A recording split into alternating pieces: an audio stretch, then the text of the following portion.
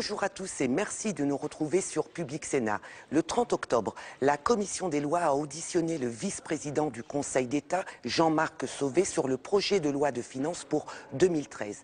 Le budget de la justice, c'est l'un des 4 ministères prioritaires du gouvernement. Et c'est particulièrement vrai de celui de la justice administrative. Avec 630 millions de crédits en 2013, elle devrait en principe bénéficier de la création de 40 emplois par an jusqu'en 2015. Pour le gouvernement, il s'agit de poursuivre l'effort de réduction des délais de jugement devant les cours administratives d'appel et les tribunaux administratifs. Un effort qui exige énormément de temps. Pour preuve, l'objectif de ramener à 1 an ces délais de jugement devant la juridiction administrative n'a été atteint pour la toute première fois qu'en 2011. Pour le vice-président du Conseil d'État, Jean-Marc Sauvé, ces avancées demeurent extrêmement fragiles en raison notamment de la montée en puissance attendue de certains contentieux.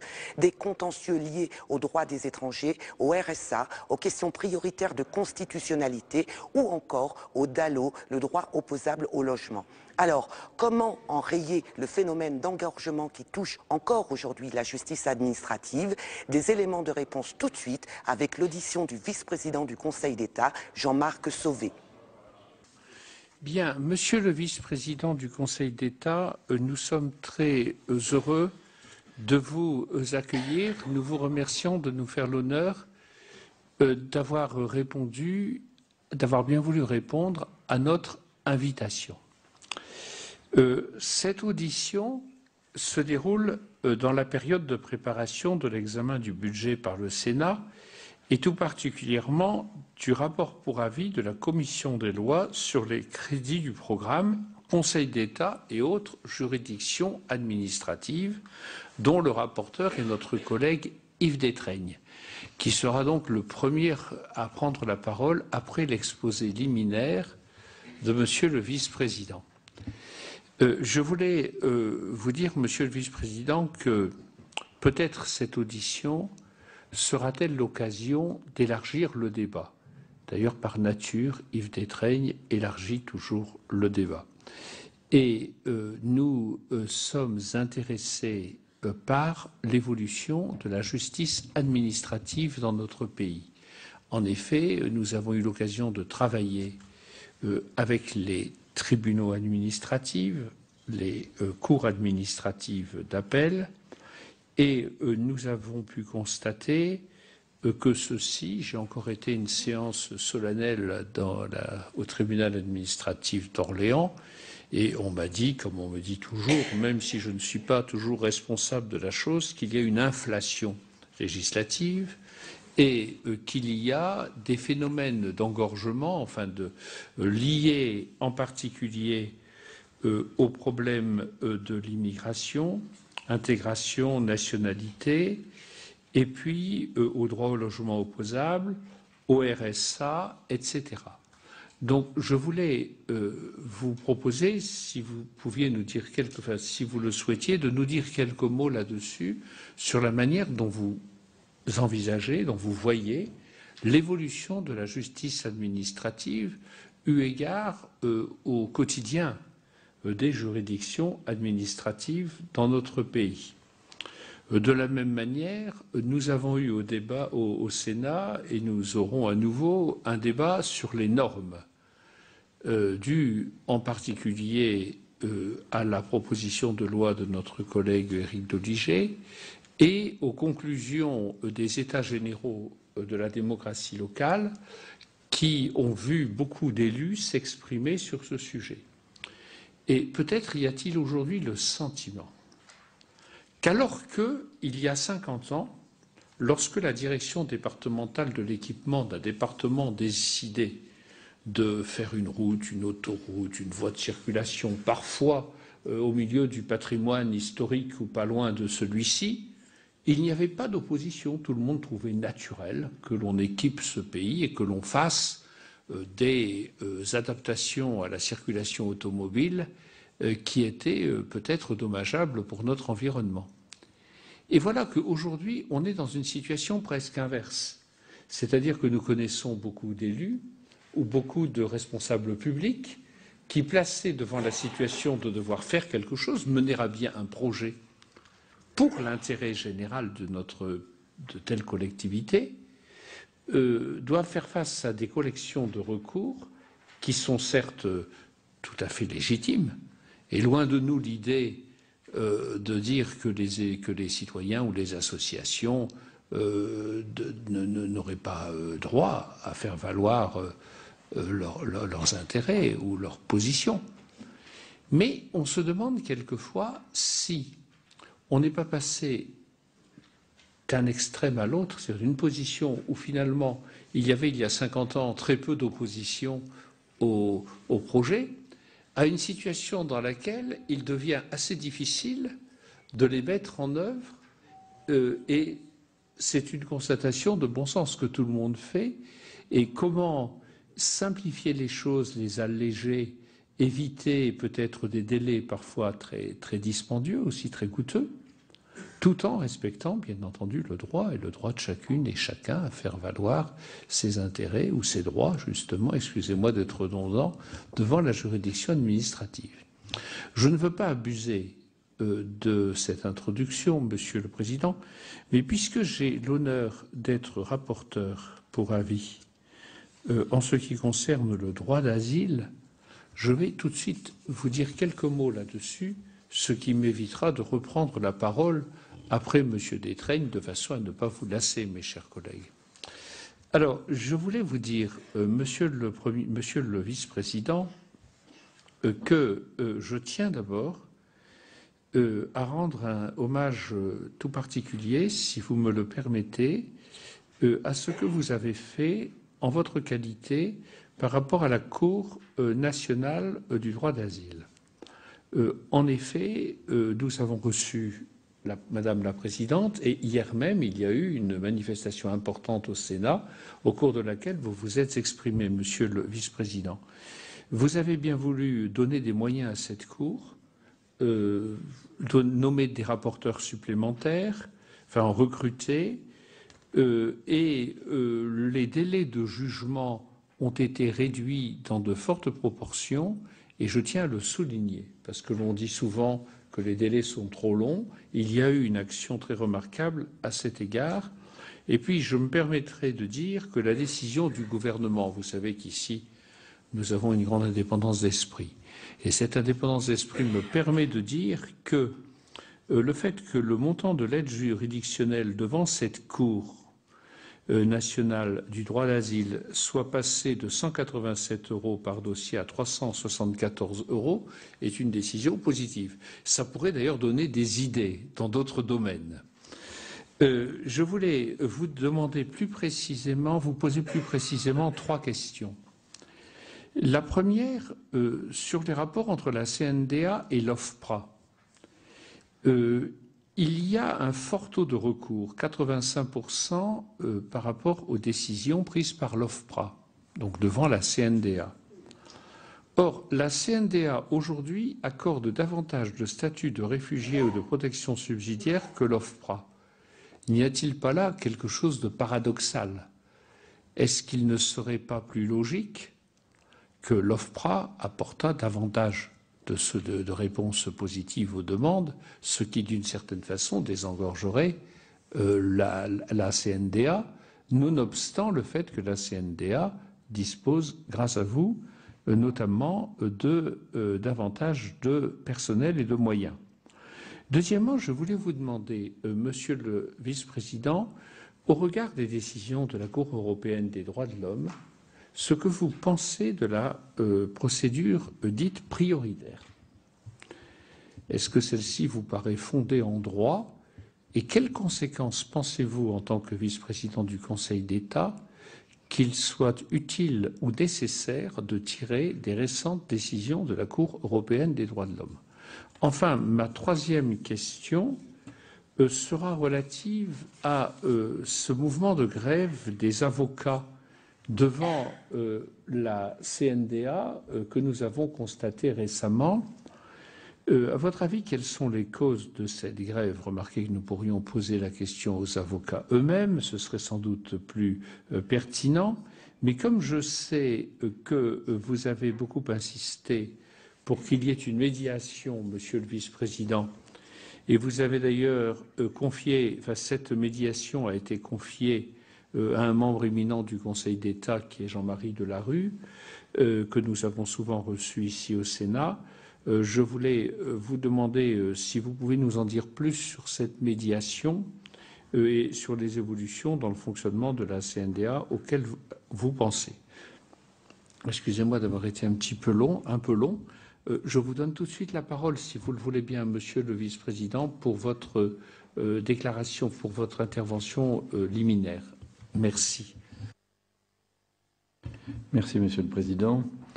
Je voudrais d'abord faire un point général sur la situation de la juridiction administrative en faisant écho à votre intervention liminaire. Nous avons été confrontés au cours des 25 dernières années, et spécialement encore au cours des 10 dernières années, à une contradiction très forte entre des délais de jugement qui étaient excessivement ou anormalement longs et une demande de justice qui progressait très fortement, de l'ordre de 6% par an, ce qui est la tendance depuis plusieurs décennies, depuis plus de 40 ans. Et les résultats qui ont été obtenus, et je vais parler de la dernière décennie, sont des résultats qui peuvent, je crois, être qualifiés de tout à fait satisfaisants, puisque les délais prévisibles moyens de jugement qui représentent la capacité de la juridiction à résorber son stock si le flux d'affaires nouvelles s'interrompait, est passé en première instance de près de 20 mois à un peu moins de 11 mois, donc en dessous d'un an, dans un contexte de très forte croissance.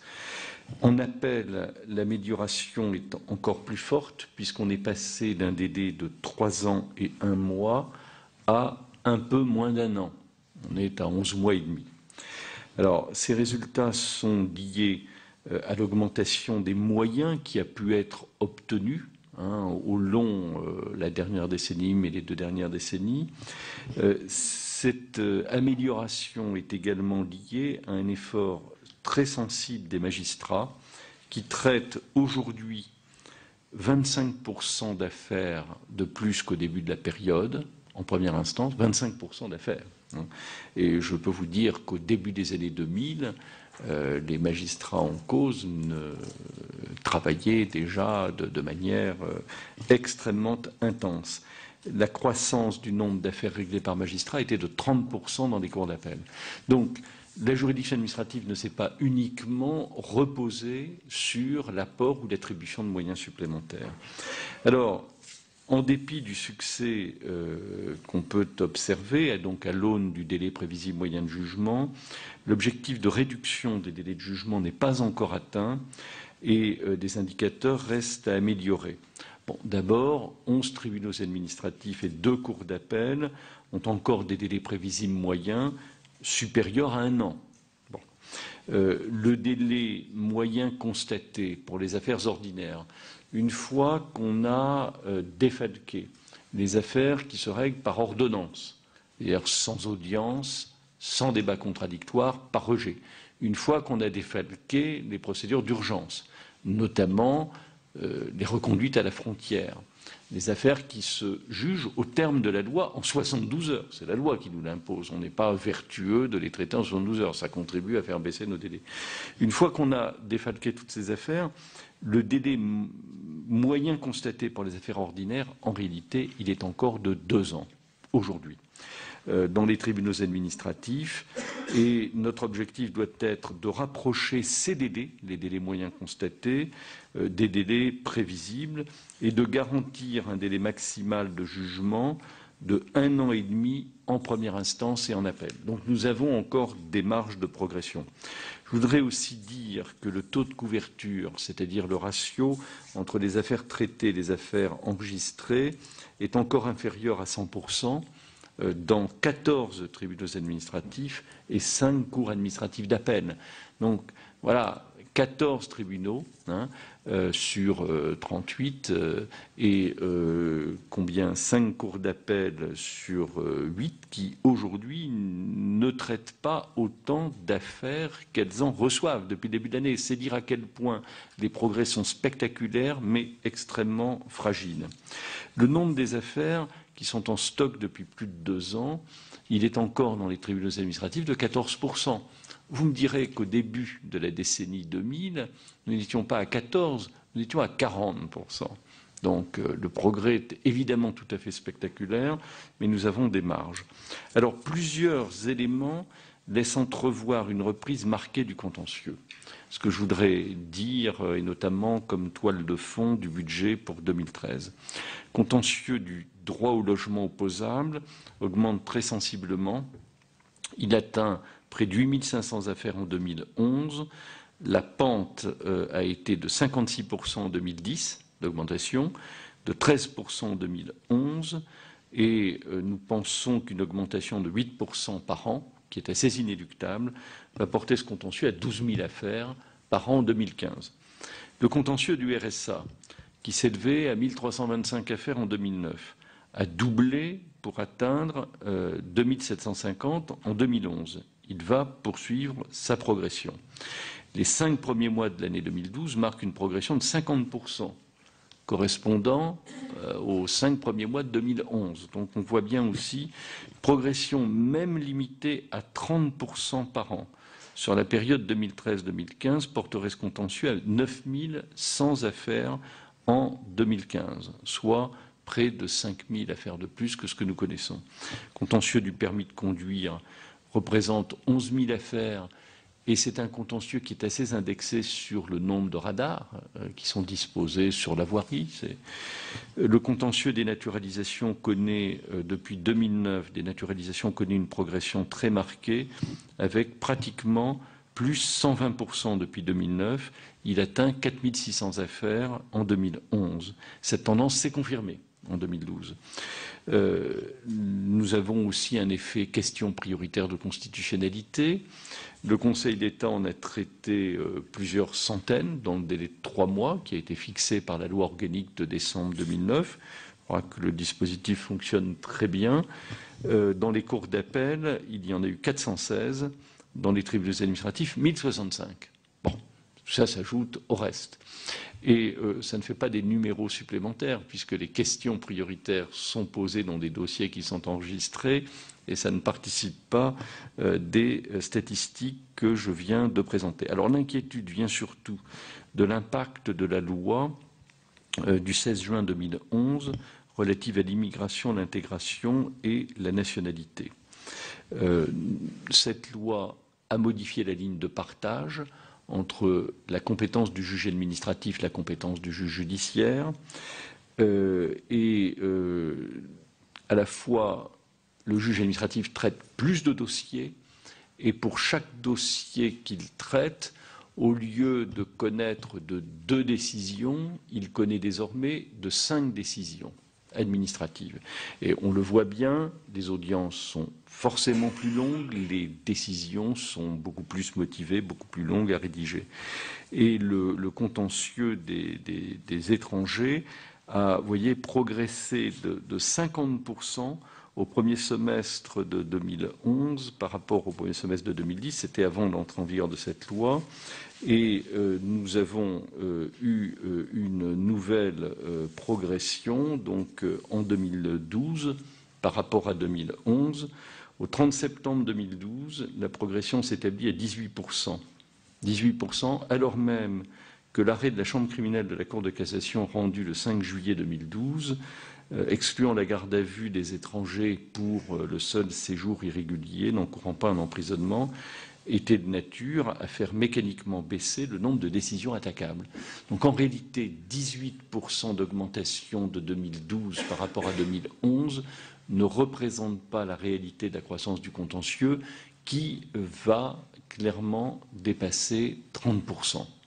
Alors, une augmentation de 30% pour un contentieux qui représente 1 ou 2%, ça n'est pas problématique. Mais pour un contentieux qui représentait 26-27% du contentieux, quand vous mettez 30% en plus de 26-27, on voit bien l'effort que cela représente. Donc, toutes ces perspectives nous conduisent à penser que nous allons, en réalité, rester dans la croissance du contentieux qui est d'au moins 6% par an dans les années qui viennent. Et donc c'est la progression constatée en longue période. Et c'est pour permettre à la juridiction administrative de faire face à cette augmentation prévisible du contentieux que nous avons demandé et obtenu 40 créations d'emplois par an dans le budget triennal 2013-2015. Alors, mécaniquement, ces créations ne permettent pas de faire face, en réalité, au volume que j'ai indiqué. En réalité, elles permettent de traiter une croissance de 3% des affaires par an, pas une croissance de 6%. Donc, on ne saurait exclure dans les années qui viennent une légère dégradation des délais de jugement. Nous ferons tout pour rester, bien sûr, en dessous d'un an pour les tribunaux administratifs et les cours d'appel, mais nous sommes sur une ligne de crête qui est une ligne de crête particulièrement délicate à tenir. Donc je voulais que la représentation nationale en soit informée. Nos progrès sont spectaculaires, d'autant que la décennie 2000-2012 fait suite à une décennie antérieure qui a été également marquée par de très importants progrès qui ont été à l'époque notamment marqués par la création, la mise en place et l'extension des compétences des cours d'appel, qui ont été installées le 1er janvier 1989 et progressivement ont pris en charge la totalité du contentieux de l'appel. Donc, en dépit de ces considérables progrès, nous sommes toujours dans une situation de grande tension. Pour la Cour nationale du droit d'asile, Monsieur le Président, la situation est délicate. Nous étions en 2009 à un délai prévisible de jugement qui était de 15 mois. Les affaires sont beaucoup plus homogènes. À la Cour nationale du droit d'asile, on n'a pas des affaires qui se règlent comme le référé liberté en 48 heures, puis d'autres affaires qui peuvent se régler en plusieurs années. Nous étions à 15 mois et 12 jours. Nous avons légèrement fait reculer ce délai en 2010. En 2011, nous sommes revenus à 9 mois et 5 jours. Notre objectif est d'arriver à 6 mois en 2015. Dès cette année, nous aurions pu revenir à 7 mois comme délai de traitement des recours devant la Cour nationale du droit d'asile. En réalité, comme il y a eu un conflit avec les avocats qui a entraîné une suspension des audiences pendant 1 mois, en réalité, donc nous terminerons l'année à un délai non pas de 7 mois, mais plus près de 8 mois. Alors, vous avez posé plusieurs questions. La première, effectivement, vous soulignez, Monsieur le Président, à juste titre, que aujourd'hui, la Cour nationale du droit d'asile reconnaît le statut de réfugié dans un plus grand nombre de dossiers que l'OFPRA. C'est-à-dire que l'OFPRA statut rejette environ 90% des demandes, enfin en tout cas le taux de rejet de l'OFPRA est aux approches de 90% des demandes, et le taux de réformation donc de la Cour nationale du droit d'asile est relativement élevé, car il est de l'ordre de 20%. Il est de 20%. Et donc 20% par rapport à des recours dont vous avez rappelé la proportion, le taux de recours est de 85%, eh bien ça fait qu'au total, la Cour nationale du droit d'asile reconnaît plus fréquemment le statut de réfugié que l'OFPRA. C'est une question, effectivement, qu'il est souhaitable que peut-être nous abordions avec l'OFPRA. Je dirais, toute chose étant égale par ailleurs, parce qu'il est effectivement extrêmement important que l'OFPRA tienne compte de la jurisprudence de la Cour nationale du droit d'asile. Mais il faut bien mesurer aussi qu'il y a, en dépit du volume, toujours plus de 50 000 demandes d'asile en première instance, il y a un renouvellement des flux. Et les flux n'ont pas, numériquement, ils représentent la même importance, plus de 50 000, mais ils peuvent se renouveler. Il y a des régions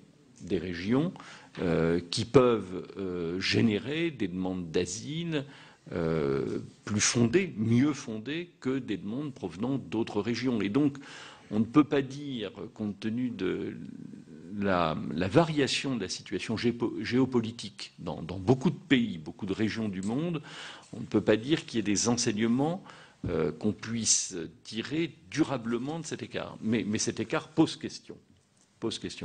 Je ferai peut-être une autre remarque sur les relations avec l'OFPRA, qui est un peu en relation aussi avec le litige que vous avez évoqué, ou en tout cas le mouvement collectif qui a été observé. C'est que nous sommes confrontés à une situation, et ça peut expliquer aussi d'ailleurs le taux d'admission, nous sommes confrontés à une situation dans laquelle le juge de l'asile se prononce sur des requêtes écrites, soutenues oralement et sans contradiction. Je veux dire par là que l'OFPRA, pour des raisons que je ne qualifie pas, qui sont certainement aisément compréhensibles, l'OFPRA n'est pas en mesure d'assurer ni sa défense écrite, ni non plus une défense orale à l'audience. Donc ça peut aussi conduire à expliquer les taux relativement élevés d'admission au stade de la Cour nationale du droit d'asile. Ça crée aussi un autre effet qui peut être préoccupant et qui n'est pas sans lien avec le mouvement collectif qu'a connu la Cour nationale du droit d'asile. C'est que le requérant, en l'absence de contradicteur, il est face au juge. Et du coup, le juge de l'asile ou le rapporteur, par les questions qu'il pose, peut être perçu comme étant l'adversaire. J'essayais de trouver un synonyme, mais que je ne trouvais pas. Mais voilà, ce qui n'est pas sans lien sur la perception de l'audience par le justiciable. Et donc, il y a là un vrai sujet. L'OFPRA, bien sûr, n'émarge pas au programme 165. C'est une autre affaire, mais c'est une question qui est extrêmement importante. Vous avez posé, Monsieur le Président, la question de la procédure prioritaire, et notamment la question donc IM contre France du 4 février 2012, qui juge donc c'est la rédaction de la décision de la Cour européenne des droits de l'homme dans les circonstances particulières d'un étranger en rétention administrative n'ayant pas eu, du fait de la complexité de cette situation, la faculté de préparer utilement la défense de ses intérêts, les exigences donc du procès équitable n'ont pas été respectées, avec une procédure qui est suspensive uniquement au stade de l'octroi du statut de réfugié, mais pas au stade du recours juridictionnel devant la Cour nationale du droit d'asile. Donc, je crois que les autorités françaises, quand je dis les autorités françaises, je m'exprime tout à fait largement, les autorités françaises estiment que cet arrêt, tel qu'il est rédigé, ne condamne pas par principe la procédure prioritaire. Il nécessite seulement des aménagements, et donc un décret devrait être pris pour permettre, en réalité, de redéfinir le périmètre de la procédure prioritaire de telle sorte que dans des circonstances telles que celle de l'affaire IM contre France, eh bien, la procédure prioritaire ne soit pas mise en œuvre. Que donc, à la fois, on se conforme pleinement à la jurisprudence de la Cour européenne des droits de l'homme, mais sans aller jusqu'à abandonner toute procédure prioritaire. Voilà, vous avez fait, Monsieur le Président référence donc à la grève des avocats à la Cour nationale du droit d'asile. J'ai donc désigné un médiateur, en la personne du contrôleur général des lieux de privation de liberté, Jean-Marie Delarue, qui, je crois, suscitait la confiance de toutes les parties.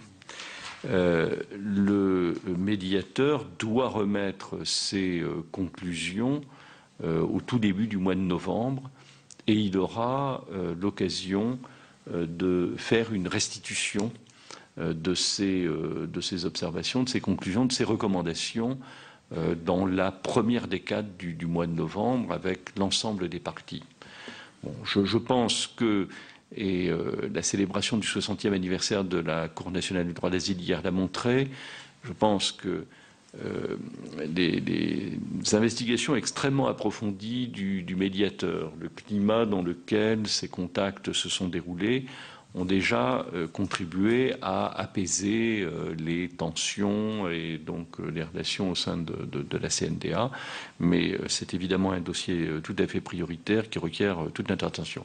Je voudrais rappeler qu'à l'époque où j'étais rapporteur à la commission de recours des réfugiés, donc c'était évidemment il y a bien plus de 30 ans, 35 ans, il n'y avait pas d'avocat dans bien plus d'une affaire sur deux. Aujourd'hui, parce que les droits de la défense sont beaucoup mieux organisés, parce que l'aide juridictionnelle est accessible aux étrangers qui sont entrés régulièrement sur le territoire français, notamment pour demander l'asile, et ceci est effectif depuis le 1er décembre 2008. Ça résulte d'une loi de 2006. Il y a des avocats dans 85% des affaires.